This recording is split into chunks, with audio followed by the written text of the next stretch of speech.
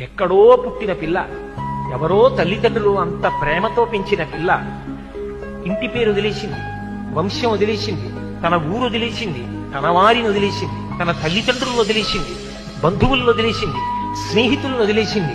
ముక్కు ముఖం తెలియని నా కొడుకు చిటికిన వేలు పట్టుకుని నా ఇంటికి వచ్చింది. తాను మరణ సదృశమైన వేదన పొంది ప్రసవాన్ని పొందింది. నేను తాతనయ్యానని తాను పొంగిపోతాను. నా వంశాన్ని నిలబెట్టింది. మా మామగారు బాగుండాలని కోరుకుంది, మా అత్తగారు బాగుండాలని కోరుకుంది. తాను నోము చేస్తే, వ్రతం చేస్తే నా భర్త దీర్ఘాయుష్మంతుడు కావాలని అడిగింది.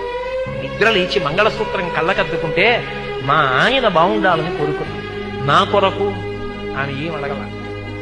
తన అత్తవారి కొరకు, పుట్టింటి కొరకు.